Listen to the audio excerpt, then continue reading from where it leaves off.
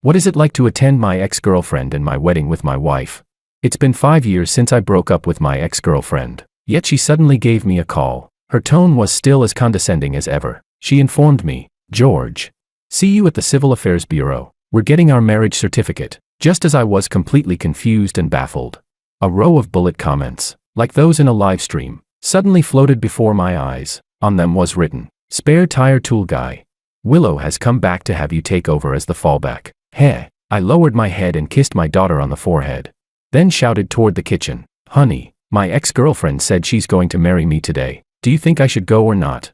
The next second, with a crack, from the kitchen came the sound of a cleaver splitting the chopping board. Chapter 1. The wind drifted in from the balcony, carrying the sweet scent of osmanthus from downstairs. Emma climbed up along my leg, her tiny hands clutching my collar, mumbling with a slurred little voice, "Daddy, hug." Jack was squatting on the carpet, stacking building blocks. When the 7th layer tilted, he slapped it down without hesitation, glanced up at me with a blank expression, and started over from the first layer. My son is 3.5 years old, and he already thinks like a demanding client. My phone vibrated on the coffee table. Caller ID, Willow. I stared at the name for 2 seconds. It wasn't still in my phone because I forgot to delete it. 3 months ago, when I had just returned to the country, Dominic insisted on stuffing her number into my contacts, saying it might be useful in case something came up. What business would I possibly have with her? I had said at the time. Dominic had patted my shoulder, wearing the knowing look of a seasoned veteran. "Bro, women, if you don't reach out to her, she'll reach out to you." Back then, I thought he was talking nonsense. Now, I'm starting to think that nonsense was oddly prophetic. I picked up the call. "George." Her voice carried an air of confident superiority, as if she had rehearsed this call in front of a mirror 3 times beforehand. 5 days from now, we register our marriage at the Civil Affairs Bureau." My brain paused for 0.3 seconds. Then she continued, "I only have one request. Hill Manor, you once promised me a once-in-a-lifetime wedding." She paused, her tone softening just a little. "You haven't forgotten, have you?" I looked at my daughter in my arms, still chewing on my collar, then at my son on the floor, expressionless as he rebuilt his block empire from scratch. 5 years ago, my throat felt a little dry. "Didn't we break up?" A laugh came from the other end, sweet, soft, and laced with absolute certainty. "Break up? I never agreed to that. You suddenly came back to the country. Wasn't it because you heard I was getting married?" I was speechless. "I came back because of business expansion in the Asia-Pacific region." She paused, then continued, "Don't worry, the person I'm marrying has always been you." Her voice flowed on, light and casual, carrying that unmistakable tone of "everything is under control." "As for Makoto, I hope you can be a bit more generous. During the 1,800+ days you were gone, he was the one by my side. I'm sure you can be tolerant of him." As her words fell, several lines of semi-transparent glowing text appeared in the air before me, like bullet comments. "Willow's inner thoughts," he answered. He answered, as expected, the moment he heard I was getting married. He came back. "This is a done deal." Hidden info, Makoto has been pursuing her for 4 years, and she never agreed. 3 months ago, after learning George had returned, she immediately announced her wedding. Fear level, 87%, she's afraid you won't actually show up. Bullet comments, the kind no one else could see. 5 years ago, after I woke up from that car accident, I somehow gained this bizarre ability. Whenever someone was hiding their true thoughts, suppressing strong emotions, or putting on an act, this kind of semi-transparent text would float above their head, just like the bullet comments on video platforms. Only I could see them. At first, I thought I had brain damage. Later, I realized these bullet comments had never been wrong. Some revealed people's true thoughts. Others displayed their emotional values. My former boss once patted my shoulder and told me to work hard. The bullet comments read, "Yuri first on next month's layoff list." A business partner smiled and said the price was negotiable. The bullet comments read, "Bottom line is 20% off, he's already prepared to go down to 25%. After 5 years, I'd gotten used to it. At this moment, the bullet comments were scrolling densely, every single one exposing her act. Chapter 2. I couldn't help it. I let out a laugh. Willow asked, "What are you laughing at?" There was a brief pause in her tone. "Nothing." I slid my thumb across the screen. "Willow, you might have gotten one thing wrong." "What?" I smiled. "I didn't come back to the country because you're getting married. Then you." "I came back 3 months ago." I set Emma down from my lap. She wasn't happy about it, grumbling as she climbed back up again. I continued, "And I'm already married." The other end of the line went silent for 3 seconds. 3 seconds later, Willow said in shock, "What did you just say?" The bullet comments exploded too. Willow's inner thoughts, "Impossible. Absolutely impossible. Dominic said he was still single." Fear level, 97%. Heart rate spiking to 120 bpm. Subconscious, he's lying. He must be lying. I said. I lowered my gaze to Emma. She had finally had enough of chewing on my collar, lifted her little face, and smiled at me, revealing 4 tiny white teeth. Not only am I married, my daughter can already call me Daddy. Daddy, Emma shouted on cue. Jack didn't even lift his head, coldly adding, Dad. On the other end of the line, Willow's breathing turned rapid and shallow. You're lying, she said with certainty. You can think that, I replied. George. I cut her off. Gotta go. My wife's finished cooking. I hung up. Right then, the kitchen door opened. Anna walked out carrying a pot of soup. A few drops of oil stained her apron, and her hair was casually pinned up at the back with a chopstick. She glanced at me and set the pot down on the table. Who was that? My ex. She let out a simple "oh," lifted the lid, scooped up a spoonful of soup, blew on it, and brought it to Emma's lips. Emma took a sip, her eyes squinting with satisfaction. What did she say? Anna asked casually. She said she wants to marry me. Her hand paused for a moment. The bullet comments floated up. Anna's inner thoughts, here we go again.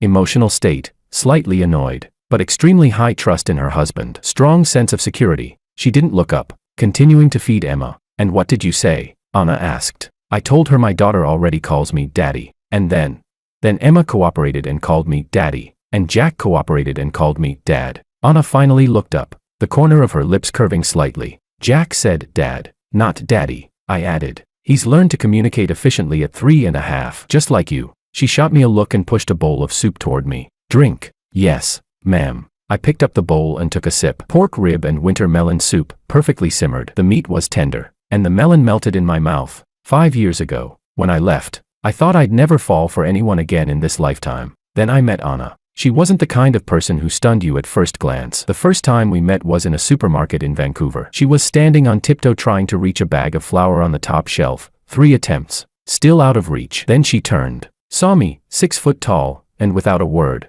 pointed at the flour and said, "Help." I got it down for her. She said thanks and walked off immediately. The bullet comments read, Anna's inner thoughts, he looks decent, but he probably has a girlfriend. Don't overthink it. Right then, I thought she was interesting. Everything that followed just happened naturally. She knew I'd had a rough past relationship, but she never pressed for details. When I proposed to her, she only said one thing. George, I don't need a once-in-a-lifetime wedding. As long as you're there, that's enough. The bullet comments read, she means it. At that moment, my nose felt a little sting. What are you thinking about? Anna's voice pulled me back. I was thinking about you. She turned her face away and let out a soft scoff. So cheesy. The bullet comments read, her heart's beating faster. I smiled and continued drinking my soup. Chapter 3. My phone vibrated again. Not Willow. Dominic. Bro. His voice exploded through the speaker. Did Willow call you? What did you say? Don't tell me you agreed.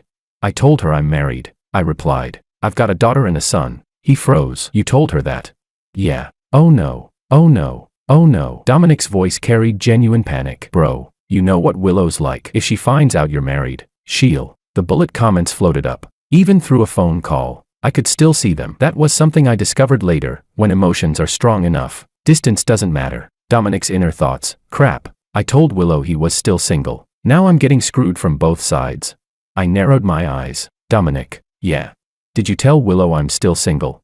Silence fell on the other end. 5 seconds passed. Then Dominic spoke in a weak, caught red-handed tone. Bro. I was just trying to get you two back together. You guys were so good back then. So good back then. I set down my bowl. Was it good when she was being ambiguous with Makoto? Or when she said to my face, aren't you just poor?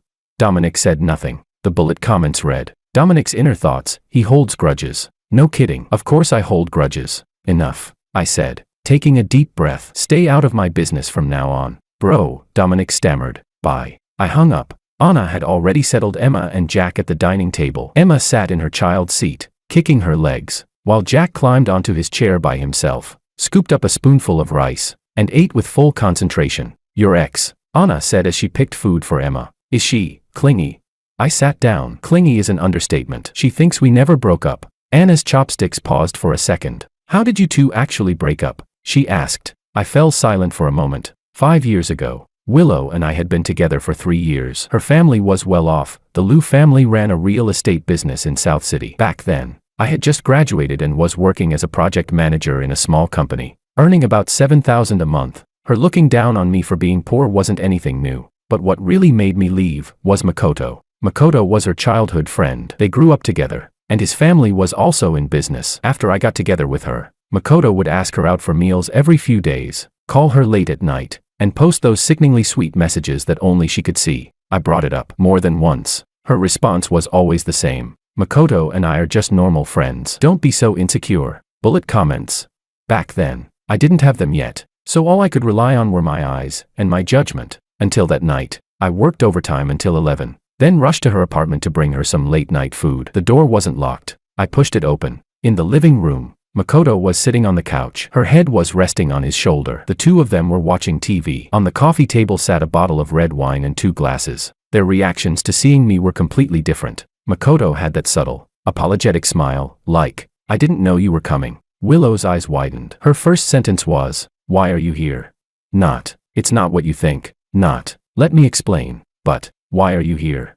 Chapter 4. I set the late-night food down on the shoe cabinet by the door and turned to leave. She chased me downstairs. "George, can you stop being so petty? There's nothing going on between me and Makoto. You just think you can't compare to him, don't you? You're just poor, aren't you? If you actually had what it takes, would you be afraid someone could steal your girlfriend?" I stood under the streetlight and looked back at her. The light flickered across her face, making it shift between brightness and shadow. There was anger in her eyes, and grievance, but not a trace of guilt. In that moment, I understood everything. It was never about whether anything had happened between her and Makoto. It was that she never believed she had done anything wrong. "Let's break up," I said. She froze. "What did you just say?" I said. "Break up." "George, are you insane? Over something this trivial?" I didn't respond. I just turned and walked away. The next day, I arranged to go abroad. The day after that, I boarded a flight to Vancouver. Phone off. Number cancelled. Social media accounts wiped clean. Clean. Decisive. 5 years. I thought that chapter of my life was long over, until today's phone call. Done thinking. Anna's voice came from across the table. I snapped back to reality and saw her resting her chin on her hand, watching me with a hint of curiosity in her eyes. "Pretty much," I said. "Then eat." "All right." Emma suddenly reached out from her child's seat and patted my arm. "Daddy not happy?" A 3.5-year-old little girl, yet more perceptive than most adults. I lowered my head and kissed her forehead. "Daddy's very happy." The bullet comments drifted by slowly. Emma's innocent intuition. "Daddy's smile disappeared just now. That means a bad person must have bullied him." I almost laughed out loud. A bad person? Maybe. But that bad person was probably having a breakdown right about now. Chapter 5. At 10 the next morning, I was in a meeting at the company. The Asia-Pacific region's third-quarter revenue data flickered across the screen. Sitting opposite me, the CFO, David, adjusted his glasses and finished his report in his usual indifferent tone. The bullet comments read, David's inner thoughts: the numbers already look great, but he's definitely going to nitpick. I did nitpick a few things. David noted them down without changing his expression. The bullet comments read, as expected. After the meeting ended, my assistant pushed open the door, looking a bit conflicted. President Wang, someone is here to see you. Who? A lady. She says she's your fiancé. Everyone in the meeting room turned to look at me. Bullet comments exploded above their heads. President Wang has a fiancé. Isn't he already married? Wow. What kind of dramatic mess is this? David's inner thoughts: here we go again. Rich people really know how to play. Wait, George isn't that kind of person. I rubbed my temples. Have her wait in the reception room. Understood. As I walked out of the meeting room, I made a point of splashing some water on my face in the restroom. When I pushed open the reception room door, there was a cup of untouched tea on the coffee table. Willow sat on the sofa. 5 years. She still had the same face. Her long hair had been cut to shoulder length. Her makeup was refined. A small diamond earring hung from her earlobe, and she wore an off-white, waist-fitted dress. Her knees were together, her back straight. The moment she saw me, something flickered in her eyes, so fast that without the bullet comments, I might have missed it. The bullet comments came first. Willow's inner thoughts: he's slimmer, but even more handsome than before. Heart rate, 98 BPM.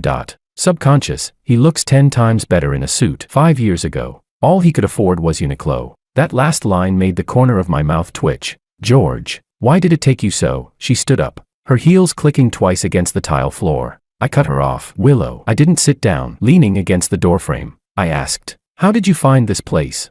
You think changing your number would make you impossible to find? She said. The bullet comments read, Dominic told her. She treated him to 3 meals. Dominic, what a great friend. In my mind, I added a black frame to his obituary photo. She stared at me. Have you thought about what I said on the phone yesterday? I have. Then, My conclusion is that you're joking. Her expression stiffened for a split second. The bullet comments exploded. She didn't expect this reaction. She thought you'd hesitate. At least soften and say, let's talk. Emotional state, anger mixed with grievance. But her pride is suppressing it. She refuses to show weakness. George, I'm not joking. Her voice lowered, her chin lifting slightly, her usual posture. Every time we argued, she did this, using an upward tilt to create the illusion of looking down on me. It's been 5 years. I waited for you for 5 years. You waited for me. I couldn't help but laugh when you were being ambiguous with Makoto. That was you waiting for me. I was never with Makoto. The bullet comments read, true, she really wasn't with Makoto. He pursued her for 4 years, and she never agreed. Chapter 6. That line of bullet comments made me fall silent for a moment. Not together. 4 years? Makoto was just keeping me company, Willow said. There was a slight tremble in her voice, but she steadied it quickly. You left without even saying a word. You canceled your number. Blocked me on everything. No one could reach you. Do you know how I got through that time? The bullet comments drifted slowly across my view. Hidden memory. After George left, she stood outside his rented apartment for 3 hours. The landlord told her he had already moved out and taken everything. She squatted in the hallway crying until a passing auntie handed her a pack of tissues. My fingers tightened slightly. Then another line appeared, but she never once thought about whether she had done anything wrong. In her mind, the fault lies with George for being too petty and too impulsive. That brief trace of bitterness in my chest was instantly suppressed. So, I took a deep breath. Your conclusion is that me leaving for 5 years is my fault. You being emotionally involved with another man is my fault. And now you coming to me to register a marriage is perfectly justified. She snapped. I was not emotionally involved with him. I asked. Then at 11 at night, with your head on his shoulder, drinking red wine together, what do you call that? Her lips pressed tightly together. The bullet comments read. She wants to say, I had too much to drink that night. But she knows that excuse doesn't hold. She wasn't drunk. Silence spread through the reception room for a few seconds. Then there was a knock on the door. My assistant appeared again with that complicated expression. President Wong, there's another visitor. He says he's Miss Lu's friend. Before I could respond, a man's voice came from down the hallway. Willow, why did you come here? Didn't we agree to come together?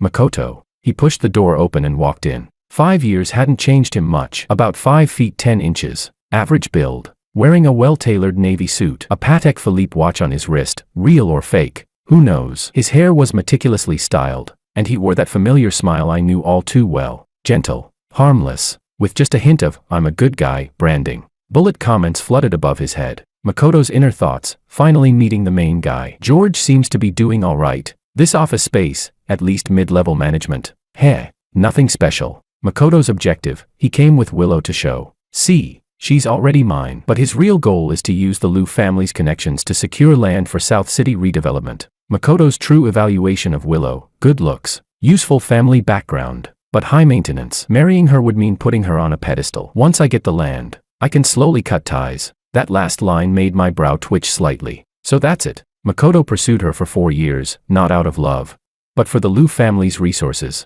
George. Makoto extended his hand toward me. His smile perfectly composed. Long time no see. I didn't take it. His hand froze in midair. The bullet comments read. Who are you trying to impress? Back then, you weren't even worth a finger of mine. Sure, you're wearing a decent suit now, but your level hasn't changed. Makoto. I gave a slight nod as acknowledgement. What are you here for? I'm here to pick up Willow. He walked naturally to her side, resting his hand on the back of her chair, not touching her, but close enough to suggest possession. I heard you were discussing marriage registration. The bullet comments read. Willow's inner thoughts, there he goes again, showing off his presence in front of George, annoying. But I can't drive him away now, I need George to get jealous. Chapter 7. Well, both of them had their own hidden agendas, each using the other, and neither of them realized it. No, more accurately, they both believed they were the one in control. There's nothing to talk about regarding marriage registration, I said, slipping my hands into my pockets. I'm already married. Makoto's smile froze. The bullet comments read. Damn, married. Then does Willow still have any value? Wait, if he's married and Willow gives up, will she turn around and accept me? No. The land deal is more urgent. I need to stabilize her first. This guy's thought process was spinning faster than my company's financial system. Married. Makoto looked surprised. His brows furrowed briefly before smoothing out again, forcing a congratulatory smile. Well, congratulations. When did that happen? 3 years ago. Do you have kids?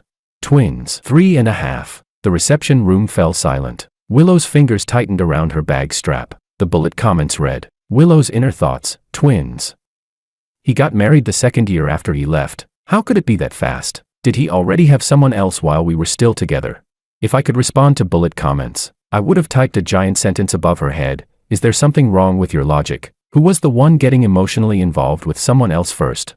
But I couldn't. This ability only lets me see, not reply. Makoto sighed. Willow. He turned to her, lightly touching her shoulder. The bullet comments read, deliberate comforting gesture. Acting. Looks like it was a misunderstanding. Let's go. Don't disturb him any further. Willow didn't move. She stared at me, her eyes slightly red, but she clenched her teeth, refusing to let the tears fall. George, tell me you're not lying. I'm not lying. I don't believe you. I reached over, picked up my phone from the table, tapped a few times, and turned the screen toward her. It was my phone wallpaper. This morning, before I left, Emma and Jack were sitting on the living room sofa. Emma was flashing a crooked peace sign at the camera, while Jack held a cup of milk with his usual expressionless face. Willow stared at the screen, her body going stiff. The bullet comments read, the girl's nose looks like his. The boy's eyebrows look like his. They're his biological children. He really is married. He really has kids. Emotional breakdown in progress. Heart rate 120 BPM. Breathing irregular. Tear ducts pushed to the limit. Inner monologue. Why? Why is he living so well? I waited for him for 5 years. 5 years. And him. He got married the second year after leaving, and even had twins. Her hand trembled slightly as she stood up. Her heels clicked twice against the floor. Let's go. Her voice was extremely low as she said it to Makoto. Makoto glanced at me. The bullet comments read, this guy's luck is pretty good. His wife gave him twins, but judging by the office size, he's probably only making around $1 million a year at most. Not a real threat. He smiled and nodded. We'll head out then. Let's grab a meal together sometime. No need, I said. His smile stiffened for a moment before he took Willow's hand and left. After the door closed, I sat on the sofa for 2 minutes. My phone rang. A message from Anna. Emma drew a picture at kindergarten today. The title is, My Daddy is a Big Tiger. The teacher asked her why, and she said Daddy is very scary when he's angry. There was a photo attached. In Emma's drawing, a round, orange tiger stood among a group of small animals, its mouth wide open. I stared at the tiger, which looked more like a panda, for 5 seconds, then laughed. I replied, tell her Daddy is only scary to bad people. Anna replied instantly. She asked who the bad people are. I said people who don't eat vegetables. She went silent. I smiled and put my phone down. Things that need to be dealt with will come later. No rush. Chapter 8. 2 days later, Dominic treated me to a meal. The place was a barbecue stall on Old Street in South City, barely above a hole in the wall, but their grilled kidneys were unbeatable. When I arrived, Dominic was already sitting on a plastic stool. 6 bottles of beer were lined up in front of him. His eyes darted around nervously, like an elementary school kid who had done something wrong and was waiting to get scolded. The bullet comments read, Dominic's inner thoughts. He knows. I saw his tone when he answered the call. He definitely knows I gave Willow his address. Today's meal is an apology, but I think I didn't buy enough beer. I sat down without saying a word, grabbed a bottle of beer, and popped the cap open with my teeth. Pop. Dominic's Adam's apple bobbed. He rubbed his hands together. Bro. About Willow. I just thought, you two back then.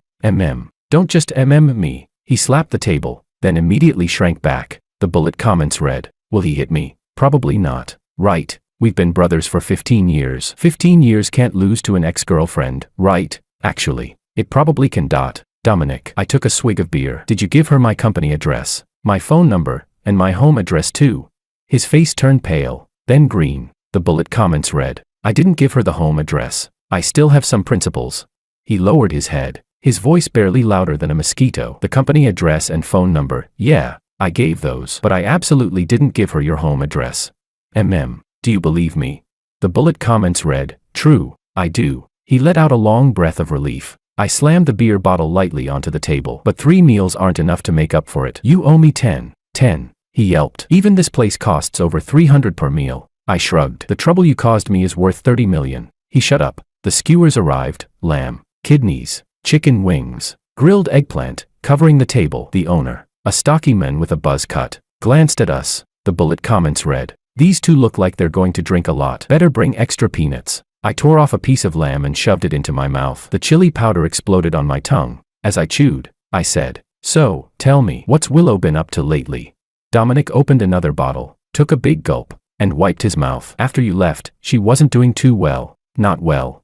Yeah. His expression turned complicated. For the first half year, she was looking for you everywhere. Your co-workers, your landlord, your college classmates, anyone she could contact. She did, but she couldn't find you. And then, The bullet comments slowly appeared above his head. The truth Dominic knows, after searching for George for half a year and failing, Willow fell seriously ill. She was hospitalized for half a month. After she was discharged, her personality changed a lot. She stopped hanging out with friends and stopped reaching out to anyone. That's when Makoto began approaching her more frequently. I kept chewing my skewer, saying nothing. Later, Makoto kept pursuing her. Flowers, gifts, accompanying her to work late, attending social events with her.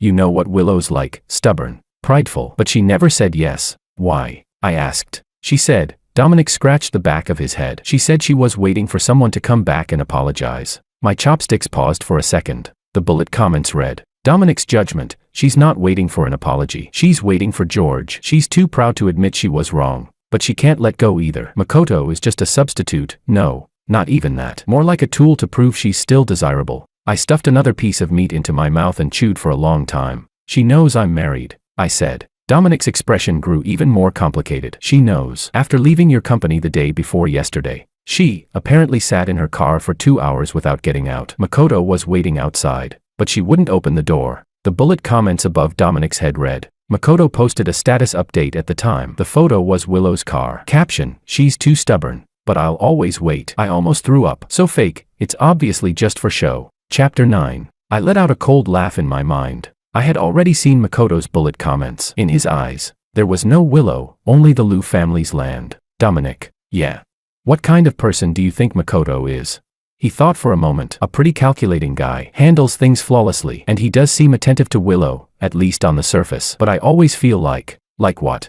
I can't quite put it into words. Just a feeling. The way he treats her, it's too textbook. Like he memorized a script. I looked at him. The bullet comments read. Dominic's intuition is actually spot on. He may be unreliable sometimes, but his judgment of people has always been good. You're not wrong, I said. What do you mean? Nothing. Eat. Dominic grumbled. You're worse than Willow, starting something and not finishing it. I laughed and clinked my beer bottle against his. 10 barbecue meals, not one less. Fine. Fine. Damn you. The bullet comments read. He's relieved. His brother isn't actually mad. By the time we finished eating, it was already 9 p.m. I walked home under the streetlights, my shadow stretching long across the ground. My phone buzzed, a text from an unknown number. George, I've already booked the wedding venue at Hill Manor. You don't have to come register the marriage, but you must come to the wedding. 3 days from now, 2 p.m. Willow. No bullet comments appeared, because it was a text, not a real-time interaction. She wasn't within range of my ability, but I didn't need the bullet comments to guess what she was thinking. She was gambling. Gambling that I'd show up out of curiosity. Gambling that I still had even the slightest attachment to her. Gambling that the moment I saw the wedding venue, I'd remember the once-in-a-lifetime wedding I promised her 5 years ago. I put my phone away. When I got home, the living room lights were on. Emma was already asleep. Jack was still in the living room, leaning against the sofa armrest, reading a picture book with the same serious expression he'd use for a financial report. Anna sat beside him, knitting something, looked like a scarf. Without looking up, she said, "You're back." Been drinking. 2 bottles. Go take a shower. You smell like barbecue. Yes, ma'am. As I passed the sofa, I bent down and kissed Jack on the forehead. He frowned slightly and looked up at me. The bullet comments read. Jack's inner thoughts. Dad's breath stinks. Fair enough. When I came out of the shower, Jack had already been carried to bed by Anna. She was sitting on the edge of the bed, looking at her phone, the screen light reflecting on her face. Anna. There's something I need to tell you. She put down her phone and looked at me. Willow booked a wedding venue at Hill Manor. Says it's 3 days from now at 2 p.m. Wants me to go. Her expression didn't change. The bullet comments slowly appeared. Anna's inner thoughts. Is this woman insane? He already said he's married and she still won't give up. Calm down. Calm down. The fact that George told me means he's not hiding anything. But Hill Manor. She's serious. Are you going? She asked. What do you think? She thought for a moment. If you don't go, she'll come to us. If you do go, she'll think there's still a chance. So, she grabbed a pillow, tucked it behind her back, got comfortable, then looked at me with a faint smile. So we go together. The bullet comments read. Anna's inner thoughts. Let her see what your wife looks like. I smiled. All right. She lay down contentedly and pulled the blanket over herself. Turn off the lights. Yes, boss. Chapter 10. Hill Manor sat on the outskirts of South City, covering 40 acres. Within its European-style complex were 3 banquet halls and a church. The last time I heard that name was 5 years ago. Willow had seen a photo of Hill Manor in a wedding magazine. She pointed at the white church wrapped in climbing roses and said, "One day, I want to get married here. At the time, I was eating instant noodles and just nodded. She pressed. You promise?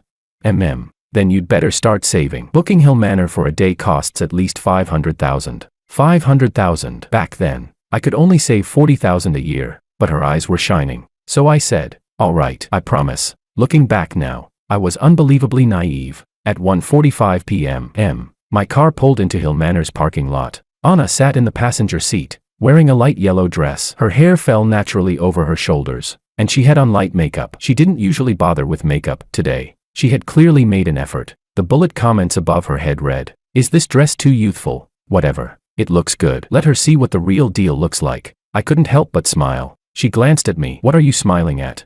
"You look beautiful today," I said. "Shut up." The tips of her ears turned slightly red. The bullet comments read, "Heart rate increasing." We got out of the car. At the entrance of the manor stood a floral arch. White roses and hydrangeas clustered together, filling the air with fragrance. 2 rows of staff in black uniforms stood on either side, their expressions professional. Bullet comments drifted above them. "This wedding only has guests from the bride's side. No one from the groom's side has shown up. The bride has been waiting in the church for half an hour. That man in the suit, Makoto, has been on the phone nonstop. Looks anxious." When Anna and I walked in, Makoto was standing in the garden, phone pressed to his ear, his face dark. The moment he saw me, his expression shifted, first surprise, then delight, then a complicated look that said, "So you really came." The bullet comments above his head read, "He came. Willow said he definitely would, and he really did." Wait, who's the woman next to him? His wife? He actually brought his wife to his ex's wedding. Is this guy insane?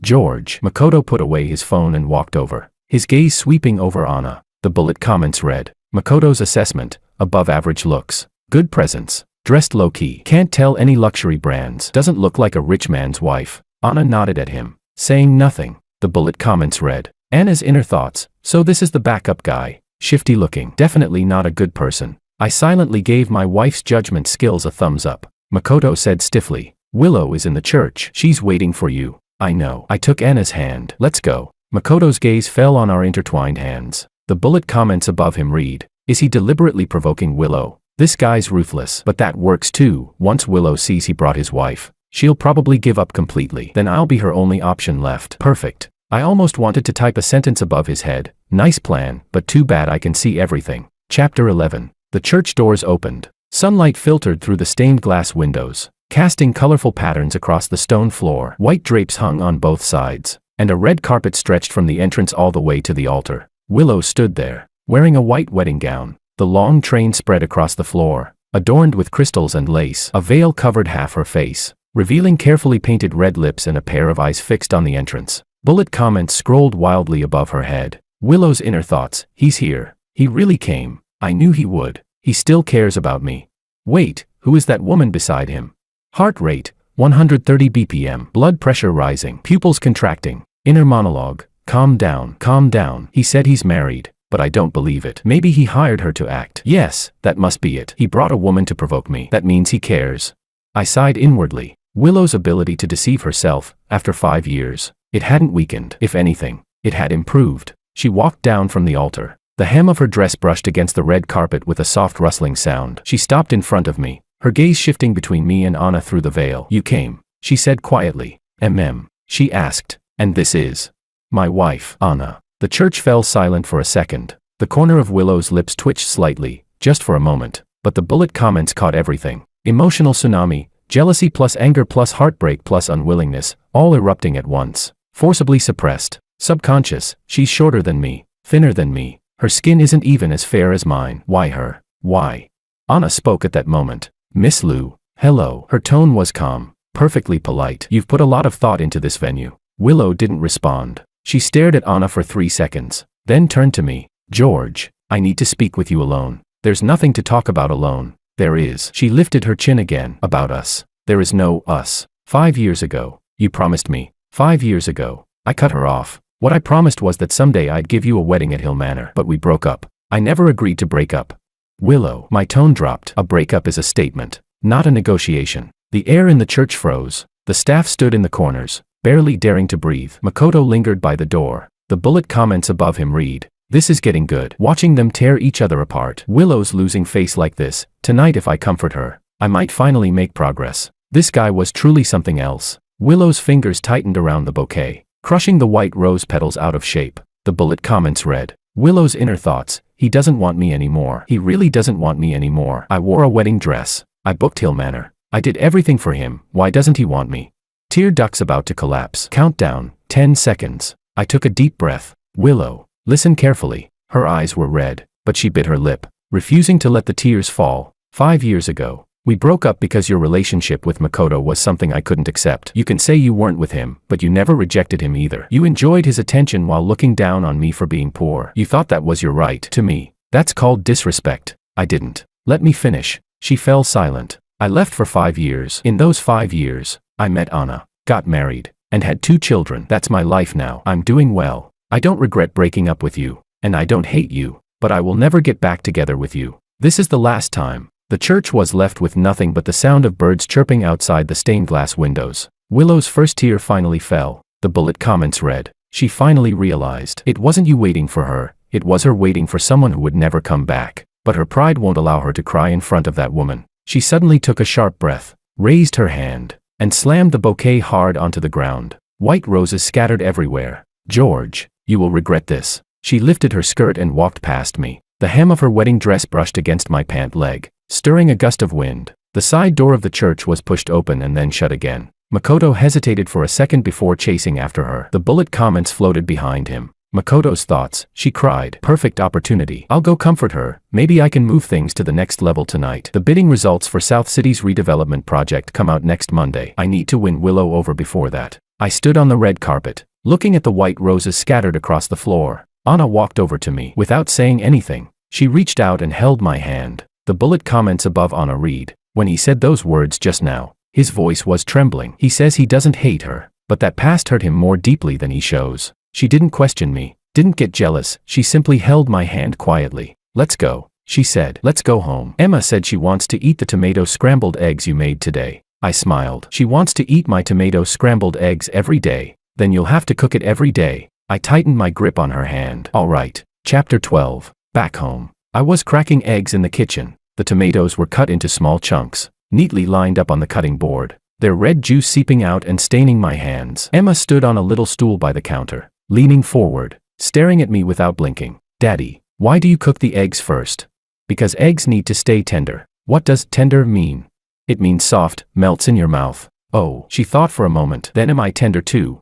I went silent for a second. You're a kid, not a dish. But mommy says I'm a little cabbage. The bullet comments read, Emma's inner thoughts, Daddy looks the most handsome when he cooks. Even more handsome than the celebrities on TV, but not as pretty as mommy. That warmed my heart a little. Jack sat at the dining table with a set of character cards in front of him. He looked up at me. The bullet comments above his head read, Dad came home earlier than usual today. There's something on his face, like he got into a fight and didn't win. 3.5 years old, and his perception was terrifyingly sharp. Just as the tomato and egg stir-fry was ready, Anna came out of the bedroom. She had changed into home clothes, her hair tied into a low ponytail. Leaning against the kitchen doorway, she said, Your mom called just now. What did she say?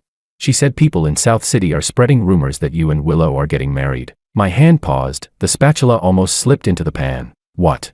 Anna said. Your mom's exact words were, I was at the market buying groceries, and Mrs. Lee asked me if you're going to marry that Lou girl. Said Hill Manor's already booked. The bullet comments above Anna's head read, Mother-in-law's tone was calm, but with rage underneath. The kind of calm before a storm. Crap. My mom, a retired high school math teacher, logical, formidable, and sharp-tongued enough to bargain a fish vendor down by 2 yuan on the spot. She knew about my breakup with Willow 5 years ago, and her opinion of Willow had always been, that girl aims too high for her ability. She's not worthy of you. Now rumors were spreading that I was marrying Willow. I could already picture my mom standing in the middle of the market, holding a plastic bag full of vegetables, with that expression on her face. My phone rang. Caller ID, Mom. I took a deep breath and answered, Mom. George. Her voice was calm as still water. The bullet comments read, Rage level, 99%. Calm facade, 100%. Explain to me, she said, what this Hill Manor situation is. Mom. That was all Willow. It has nothing to do with me. Nothing to do with you. They're saying you're the groom. I went there. I made it clear to her, I'm already married. You went. Her voice suddenly rose half a pitch. The bullet comments read, Mom's inner thoughts, he actually went. That brat. His ex calls him and he just goes. Does his wife even matter? Wait, does Anna know about this? Mom. Anna went with me. There was a 3-second silence on the other end. Anna went too. Yeah, we went together. I went to make things clear. Mom, don't worry. I'm not worried. Her tone softened slightly. The bullet comments dropped from rage level 99% to 68%. But you settle this completely, she said. Don't let your wife feel wronged. And don't let that Lou girl come bothering you again. I understand. And one more thing, she added after a pause. That Mrs. Lee at the market, I'll clear things up with her tomorrow. The bullet comments read, Mom's plan, go to the market tomorrow, bring a family photo, physically shut Mrs. Lee up. Maybe enlarge a photo of Emma and Jack and stick it on the fridge. No, not visible enough, post it online. My mom's combat power had always been top tier. Chapter 13. After hanging up, I leaned against the stove and took a breath. Anna walked over and carried away the plate of scrambled eggs with tomatoes. She asked, What did your mom say? I replied, She told me to handle it. She paused for a moment. I don't think this is something Willow could stir up on her own. What do you mean? She said. A venue at the level of Hill Manor requires at least $200,000 as a deposit. Could she really make that decision alone? I looked at her. Her expression, however, was calm. I narrowed my eyes and asked, You're saying the Liu family knows about this? Anna nodded. At least her mother does. The bullet comments read, Anna's reasoning, a woman books a wedding venue worth $500,000 on her own, yet hasn't even confirmed the groom. That doesn't look like impulsiveness, it looks like planning. Someone is pushing her to do all this from behind the scenes. The most likely possibility is her family. The motive is unclear, but it must be tied to profit. My wife comes from a science and engineering background. She approaches things through cause and effect, and relies on logic, and her line of reasoning reminded me of Makoto's bullet comment. The base price for South City's old district redevelopment will be released next Monday. South City redevelopment. The Liu family is in real estate. If the Liu family currently needs some kind of external force to secure that redevelopment land. I started connecting the dots in my head. Willow's forced marriage push, Makoto's 4 years of persistent devotion, the South City redevelopment land, and the project segment I quietly secured after returning to the country 3 months ago. A segment I haven't told anyone about yet. Interesting. Anna, what is it? I said thoughtfully. You're right. This isn't that simple. She glanced at me but didn't ask further. Let's eat. The food's getting cold. All right. Emma was already impatiently poking at the eggs with her spoon. Jack glanced at the tomato scrambled eggs, and the bullet comments read, It should taste the same as last time. Dad's cooking is very consistent, like a robot. Son, are you complimenting me or insulting me?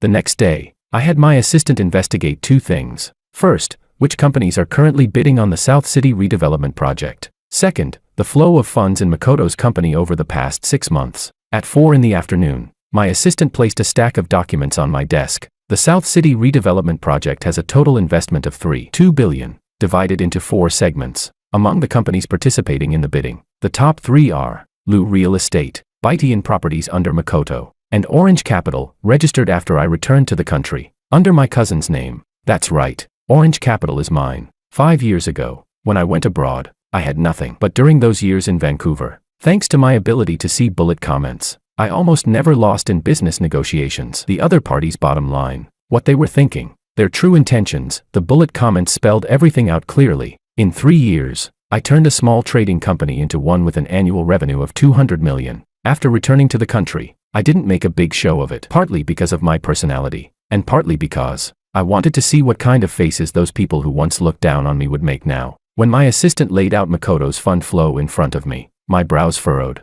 Baitian Properties has a registered capital of $50 million, but the actual paid-in capital is only $8 million. The remaining $42 million came from affiliated companies of Liu Real Estate. In other words, Makoto's qualification to bid was given by the Liu family, and Makoto's 4 years of chasing Willow Liu was to secure this funding in the Liu family's industry resources. The bullet comments had already told me all this, but seeing the numbers on paper still felt ironic. Willow thought Makoto was sincerely pursuing her. The Liu family thought Makoto was a good candidate for a son-in-law. Only Makoto himself knew. What he wanted wasn't love, it was money. Chapter 14. I leaned back in my chair and closed my eyes for a moment. My phone rang. It was Willow. George. Her voice was different from yesterday in the church. The arrogance was gone, replaced with something more. The bullet comments read, Willow cried all night. Her voice is hoarse. She doesn't actually want to make this call, but her mother told her to try one more time. What is it? She said. My mom wants to invite you to dinner. The bullet comments read, Willow's thoughts. My mom said George is doing business now. Maybe there's a chance to cooperate on the redevelopment project. She doesn't know how much money George really has, but since he managed to stay abroad for 5 years, He must have some foundation. So, just as Anna predicted, the Liu family had their eyes on me, not as a son-in-law, but as a business partner, and Willow had been pushed forward by her own mother. Used as a tool. I asked, when? Tomorrow night. You pick the place. Swan Hotel. 7 o'clock. All right, but I have one condition. What? My wife comes with me. There was silence on the other end for a few seconds. The bullet comments read, Willow's thoughts, that woman again. Fine. Let her come. Let her see what the Liu family's presence looks like. Okay, she said. After hanging up, I sent Anna a message. Dinner with the Liu family tomorrow night. Swan Hotel. You coming? She replied instantly. I'm going. Might as well get a good look at them, so I won't fail to recognize them if I run into them at the market later. I chuckled. Then I made another call. David, help me check the audit report for the third segment of the South City redevelopment project, especially the underground pipeline section. What's going on? Someone's bidding with borrowed money. I want to know if he actually has the capacity to take it on. Give me 2 days. Thanks. I hung up. Outside the window, the setting sun painted the sky orange-red. I leaned back in my chair, staring at the ceiling. Willow, you don't realize what the two people closest to you, your mother and Makoto, are really thinking. Your mother treats you as a social tool. Makoto treats you as a stepping stone, and yet you think you're the most clear-headed person in the room. 5 years ago, when I left, I didn't look back, but 5 years later, if anyone wants to put on a show in front of me, then sorry. I can see every single bullet comment in the room. Chapter 15, Swan Hotel, top floor private room. Outside the floor-to-ceiling windows lay the glittering lights of South City. Anna and I arrived 10 minutes early. Today, she wore a dark green silk blouse paired with black trousers. Her hair was tied up, revealing her slender neck. On her earlobes were the jade earrings I gave her last year, understated. But anyone with knowledge could tell they weren't cheap. The bullet comments read, Anna's thoughts, I must not look shabby today. Not to compete with that woman, but for George's sake. I squeezed her hand. Don't be nervous. I'm not nervous. The bullet comments read, heart rate, 85 beats per minute, slightly above normal. I said, not nervous at all. She shot me a glare. At exactly 7, the private room door opened. Willow walked in first, followed by a woman in her 50s, her mother, Patricia. Patricia was well-maintained, dressed in a Chanel suit, her hair styled in large curls, a jade bracelet on her wrist. She walked with an imposing presence. Bullet comments flooded above her head. Patricia's thoughts, so this is George. Haven't seen him in 5 years. He does look more put together. Booking such a high-end room. He's got some foundation. I'll need to test how much he's really worth later. No rush on the redevelopment project. Build rapport first. Patricia's first impression of Anna, average. Not as pretty as Willow, but her temperament is decent. Doesn't look like she's from a poor family. Anyway, not the focus. Patricia's attitude toward Willow, my daughter is a good chess piece, but she's been played too slowly. Back then, she should have secured George. Wouldn't be this passive now. I sneered inwardly. A good chess piece. Her own daughter, reduced to a piece in her eyes. George. Patricia walked over with a bright smile. So enthusiastic she was just short of grabbing my hand and calling me son. 5 years no see. You've really made something of yourself. Booking such a big room. You're too kind. I smiled politely. Hello, Auntie. This is your wife. She turned to Anna, her gaze lingering on her for half a second. The bullet comments above Patricia read, look at the earrings, jade, good quality, at least 200,000. Interesting. Hello, Auntie. I'm Anna. Anna smiled and nodded. Good, very good. Patricia pulled her to sit down. The bullet comments read, stabilize her first. Don't let her feel targeted. The focus is George. Willow sat beside Patricia. Today she wore light makeup and a black dress. Unusually quiet. The bullet comments read, Willow's thoughts, Mom told me not to make a scene today. Said business matters are more important. What business? Isn't it just using George? Ridiculous. I'm a dignified daughter of the Liu family, and I have to rely on an ex-boyfriend. Yet every few seconds, her gaze drifts toward George, then quickly pulls away. The dishes arrived. A standard high-end business banquet, abalone, lobster, matsutake soup, the full display. Patricia began probing. George, I heard you were doing trade overseas. Started with trade, later shifted into investment. Investment. Her eyes lit up. The bullet comments read, here it comes, the real topic. She asked, so what do you think of the domestic market, right now? South City's real estate industry. Auntie, I set down my chopsticks. Are you asking about the South City redevelopment? Her smile stiffened for a second. The bullet comments above Patricia read, this kid is so direct. Damn, my whole setup just went to waste. She asked, you already know. I took a sip of tea. South City redevelopment has 4 segments. Liu Real Estate is currently bidding on the second and third. For the third segment, There's a competitor called Baitian Properties, Makoto's company. Patricia's expression changed. How do you know that?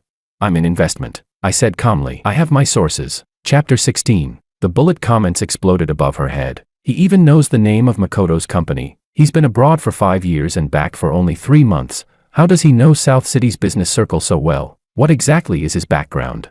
Willow also lifted her head. Her expression complicated. The bullet comments read. Willow's thoughts. He's changed so much. Back then, he couldn't even keep track of grocery prices at the market. Now he's talking about project segments and bidding. What exactly has he gone through these past 5 years? Auntie. I set down my teacup and said, let me add one more thing. Makoto's Baitian Properties has a registered capital of 50 million, but only 8 million is actually in place. The shortfall comes from affiliated companies of Lu Real Estate. The moment those words landed, the temperature in the room seemed to drop 5 degrees. Patricia's fingers tightened around her chopsticks. The bullet comments read. Patricia's thoughts. How does he know this? This is internal, only I, old Lou, and finance know. Did he investigate us? Willow's face turned pale. What do you mean? Her voice tightened. What do you mean the shortfall comes from Lou's affiliated companies? Patricia quickly cut in. Willow, we're eating. These business matters can wait. Mom. Willow turned to her. Makoto's company is using our family's money. The bullet comments above Willow read. More than 40 million. Mom gave Makoto more than 40 million. When did that happen? Why didn't she tell me? Patricia's composure finally cracked. Willow, this is an investment. She lowered her voice. Makoto's company has advantages in the redevelopment project. We're taking a stake. There will be dividends later. Investment. Willow's voice rose. Under what name? Under the pretense of me marrying him. No, Mom. Willow slammed her hand on the table, making the dishes jump. She shouted sharply. You were pushing me to marry George while investing more than 40 million into Makoto. Which side are you even on? The bullet comments read. Patricia's thoughts. Damn it, damn it, damn it. Why is this girl turning on me in front of outsiders? I was laying out both options. If George doesn't work out, Makoto is the backup. What's wrong with that? I leaned back in my chair, silent. Anna quietly sipped her soup. The bullet comments above her read. Good grief, a mother using her own daughter as a bargaining chip on both sides. This family is even more outrageous than I thought. Willow's eyes reddened, but this time it wasn't because of me. She looked at her mother as if seeing her for the first time. You asked me to come to this dinner tonight, not to help me win George back, she said slowly, word by word, but to talk business. Patricia said nothing. The bullet comments read. Patricia knew she had been seen through, but she didn't think she was wrong. In her worldview, marriage was always an exchange of interests. Her daughter's feelings were merely part of the bargaining chips. Willow stood up. Her chair scraped harshly against the floor. I'm leaving. Willow. Don't call me. She grabbed her bag and turned to leave. At the door, she paused. She didn't turn back, but the bullet comments drifted slowly across. George was right. 5 years ago, he left. 5 years later, I finally realize there isn't a single person by my side who truly cares about me. Not my mom, not Makoto, only him, and he's gone too. Chapter 17. The door closed. Only Anna, Patricia, and I were left in the private room. Patricia's face looked terrible. She glanced at the tightly shut door, then at me. Her lips moved several times before she finally forced out a sentence. George. About the redevelopment. Auntie, I cut her off. Dinner is on me tonight. But as for the redevelopment, I suggest you first straighten out Makoto's accounts. What do you mean? Makoto's Baitian property suffered an actual loss of 16 million 3 months ago due to an overseas investment project. He never reported this loss to you. Patricia's face instantly turned pale. She was stunned. 16 million. You can have your finance team verify this when you get back, I said. Then I stood up and pulled out Anna's chair. We'll take our leave. Anna stood and nodded politely at Patricia. Goodbye, Auntie. When we walked out of the hotel, the night air was cool. Anna held onto my arm and stayed silent for a long time. The data you mentioned just now, the 16 million loss, is that real? David found it this afternoon. Why did you tell her? I looked at the neon lights in the distance and thought for a moment, because Willow may not be very clear-headed, but she doesn't deserve to be screwed over by her own mother and a con artist working together. Anna didn't say anything. But the bullet comments slowly drifted across. He's still soft toward his ex. But that softness isn't love, it's basic decency from one person toward another who's being kept in the dark. I can accept that. She leaned her head on my shoulder. You're a good person. George. I'm not a good person. I've just seen too many bullet comments. I can't stand people pretending. She laughed softly and asked. What bullet comments? Nothing. Let's go home. Over the next 3 days, things moved faster than I expected. After returning, Patricia had her finance team audit Baitian Properties overnight. The 16 million loss checked out exactly. Early the next morning, A fierce conflict broke out between the Liu family and Makoto. I heard all this from Dominic. Man, you wouldn't believe it. Willow's mom stormed straight into Makoto's office and slammed the table, yelling at him for half an hour. And then Makoto admitted the loss, but said it was a strategic loss, that it would pay off in the long run. Patricia didn't buy it and demanded to see the investment contracts. And then I picked up where he left off. The contracts had issues. How did you know? Just a guess. Even though I couldn't see bullet comments through someone else's retelling, the direction of events wasn't hard to predict. Makoto's cards had already been revealed to me through the bullet comments. His real goal was to use the Liu family's money to pull off a classic empty-handed scheme. The 16 million loss was only superficial. In reality, the money had been funneled into an offshore shell company he controlled. David had traced it all clearly for me, but I didn't hand this information directly to the Liu family. I only pointed them in the right direction. They had to uncover the rest themselves to truly believe it. Man, Dominic lowered his voice. That move of yours really screwed Makoto over, but you should be careful. That guy always looks all smiles on the surface. Who knows what he's plotting behind the scenes? The bullet comments read. Dominic's inner thoughts. Did George do something I don't know about? How does he know so much about the Liu family's internal situation? What has he been doing in these 3 months since coming back? Don't worry, I said. How can I not worry? I replied. You still owe me 10 barbecue meals. Dominic went speechless. Can you stop thinking about barbecue all the time?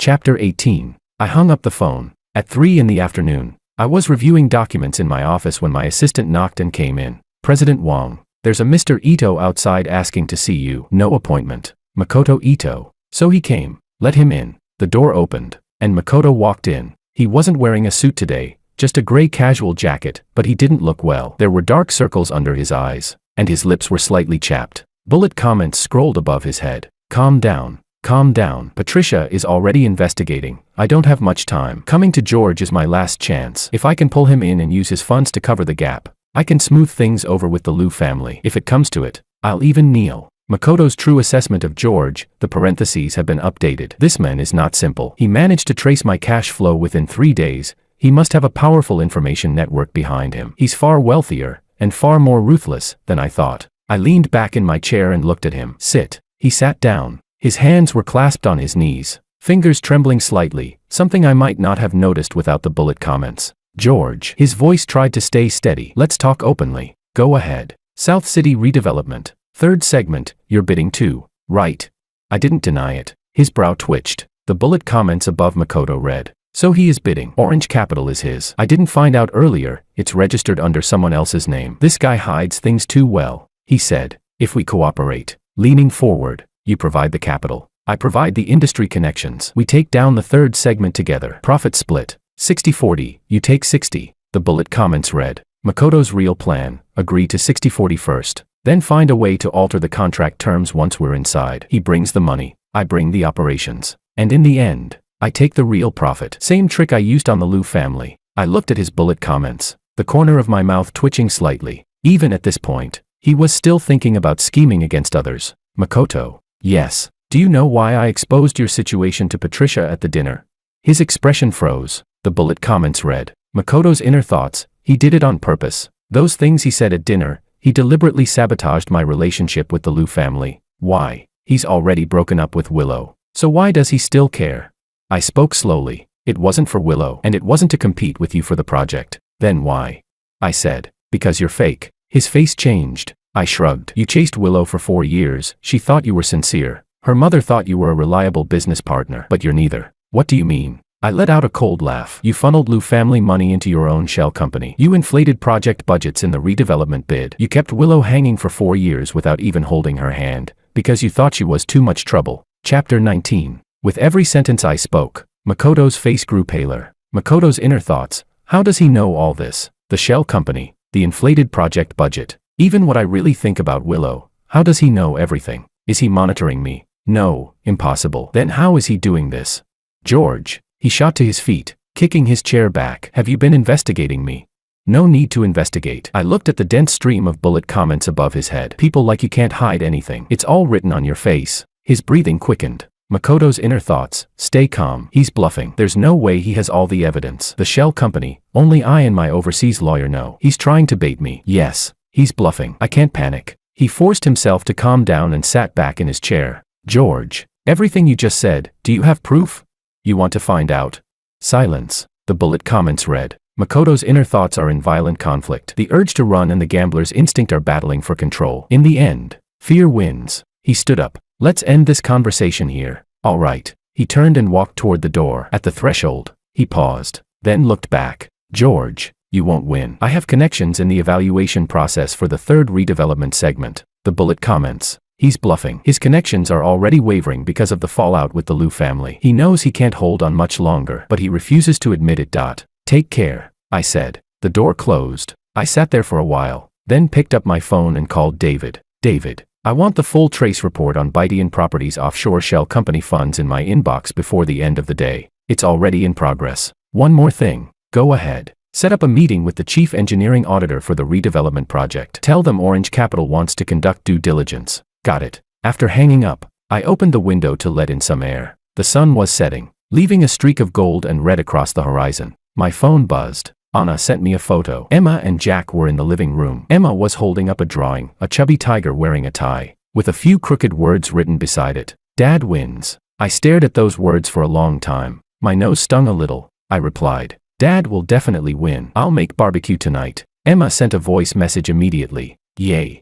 Jack didn't say anything, but Anna followed up with a text. Jack heard barbecue and his lips twitched. Translation, he's very happy. I laughed. This is my life. Not some dramatic rise of a destined king. Not some grand feud between powerful families. Just an ordinary man who can see bullet comments, living a quiet life with his wife and children. As for Willow and Makoto, what's coming can't be stopped. Chapter 20. The evaluation meeting for the third segment of the South City redevelopment project began promptly at 2 p.m. on Monday. Location, conference room, 7th floor, South City Planning Bureau. 3 companies participated in the evaluation: Liu Real Estate, Baitian Properties, and Orange Capital, each sending representatives. I walked into the conference room alone, dressed in a dark gray suit. David sat beside me, and 3 bound bidding documents were placed on the table. The representative from Liu Real Estate was one of the Liu family's vice presidents, in his 50s, balding. The bullet comments above him read, Vice President's inner thoughts. The boss said we must secure the third segment today no matter what. But our quoted budget is too high. I don't feel confident. Ever since the issue with Makoto, our cash flow has been tightening.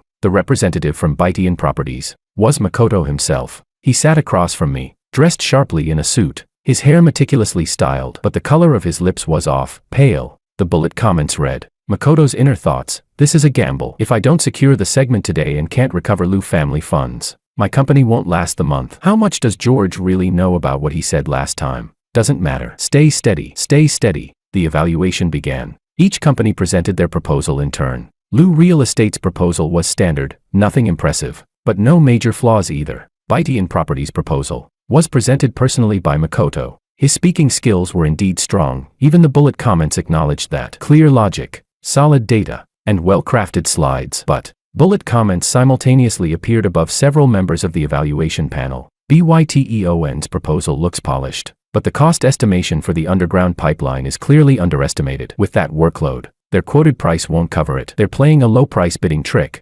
Baitian Properties meets the qualification requirements, but I've heard their recent cooperation with Liu Real Estate ran into issues. Could there be risks in their cash flow?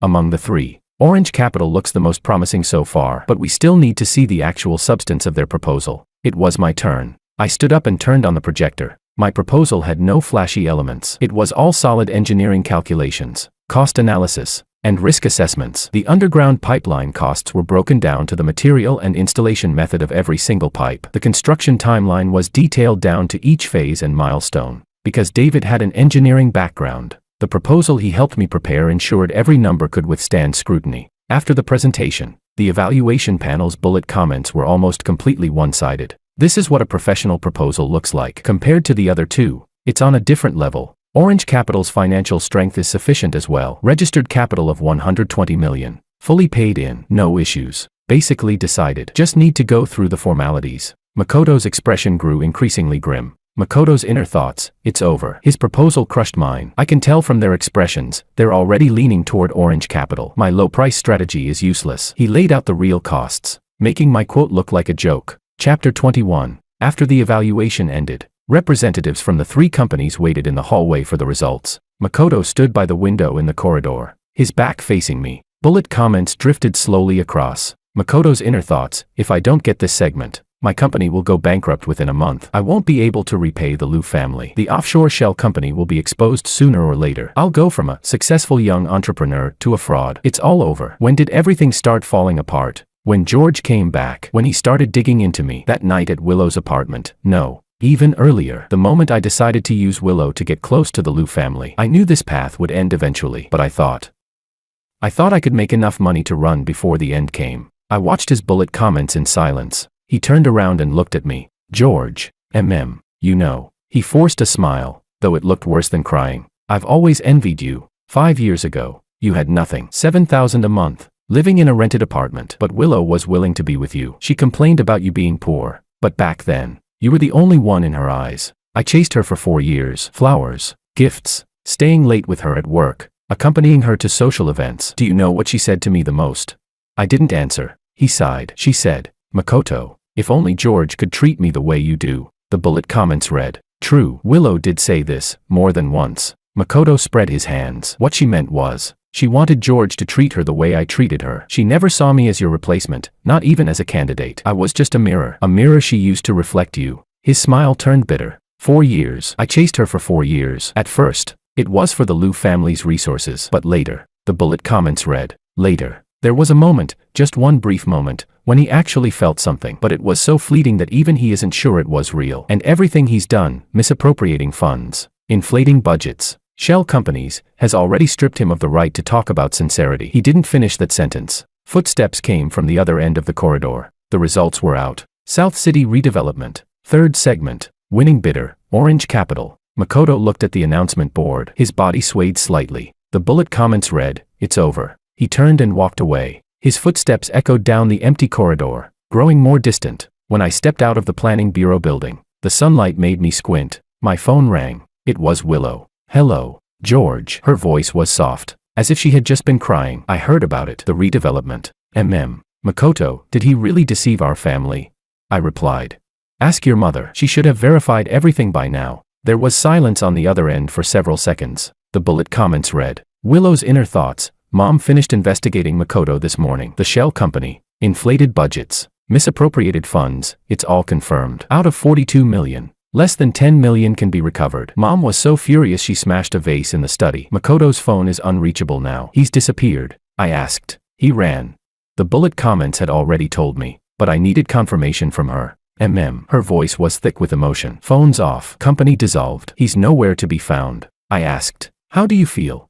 Chapter 22. Willow was silent for a long time before saying, I don't know. The bullet comments read. Willow's real feelings. No heartbreak. She was never truly attracted to Makoto. But there's a sense of humiliation, being used for 4 years by someone she never respected. Being used feels worse than being rejected. George, what is it?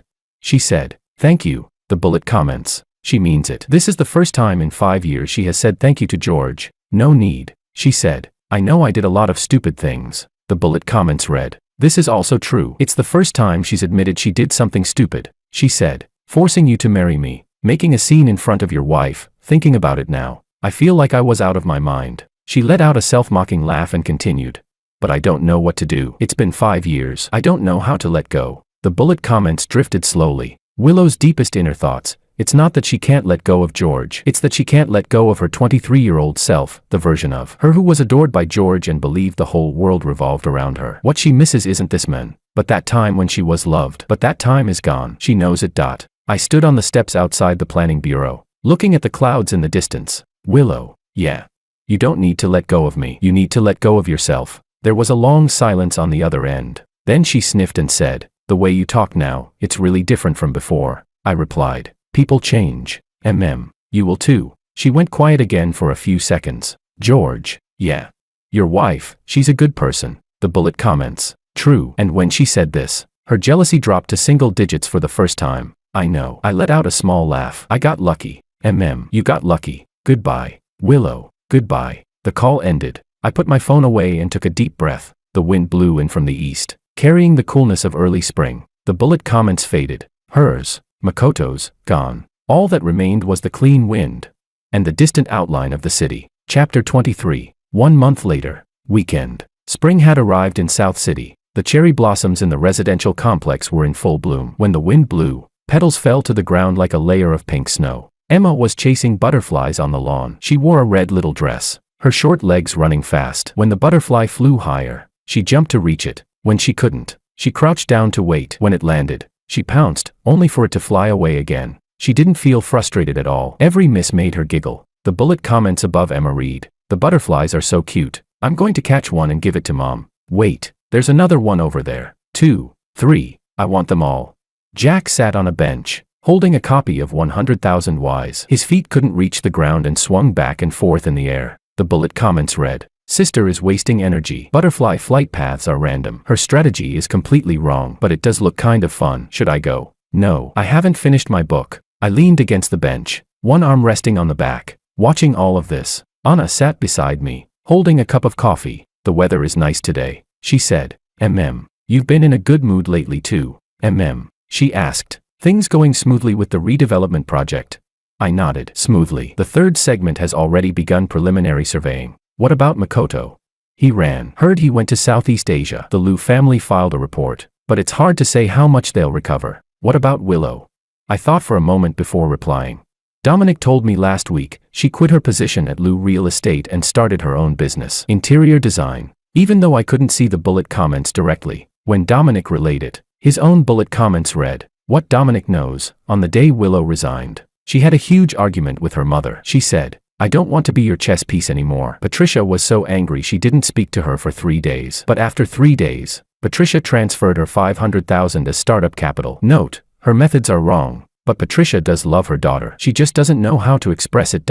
I said, "She'll be fine." Anna glanced at me and thought, when he said that, his tone was completely calm. No lingering feelings, no attachment, just a bystander's goodwill. He's really moved on. She took a sip of coffee. "George, yeah," she said, "about that bullet comments thing." My body stiffened slightly. "What do you mean?"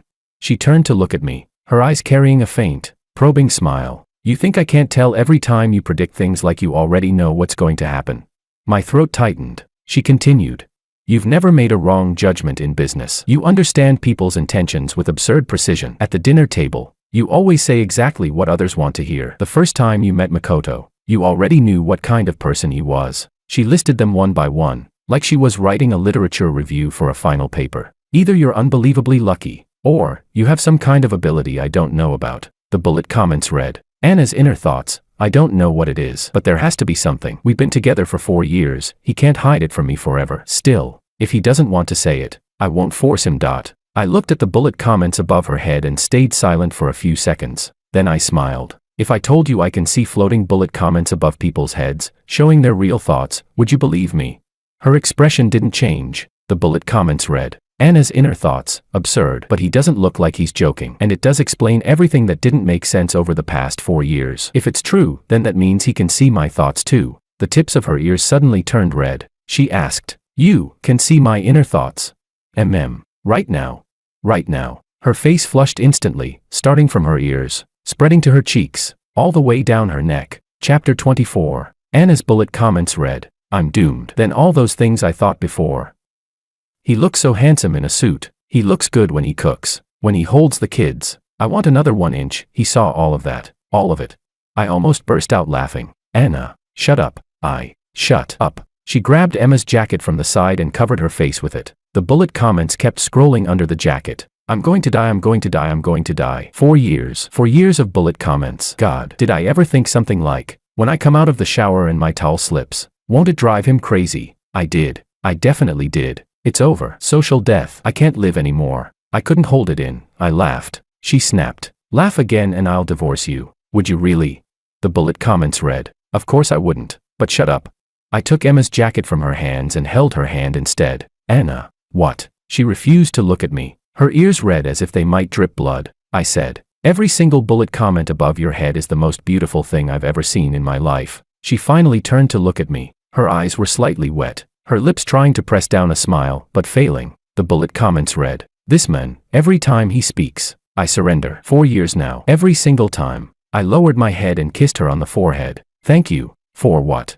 "For every bullet comment above your head being about me." She finally broke and laughed, punching my shoulder. "So cheesy." The bullet comments read, "But I'm so happy." Emma ran over, holding a cherry blossom she picked up from the ground. "Mom, flower."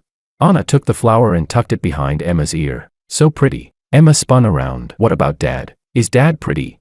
Dad doesn't need flowers. He's already handsome. Emma's bullet comments read, that's not right. Dad isn't as pretty as Mom, but Dad smells better. He smells like tomato scrambled eggs. Jack finally closed his book, jumped off the bench, and walked over to me. He looked up at me. His bullet comments read, Dad is very happy today. Happier than yesterday. Happier than the day before. It feels like he let go of something. I don't know what it is, but when he smiles, I want to smile too, even though I don't want to admit it. He reached out and tugged at my sleeve. Dad, yeah.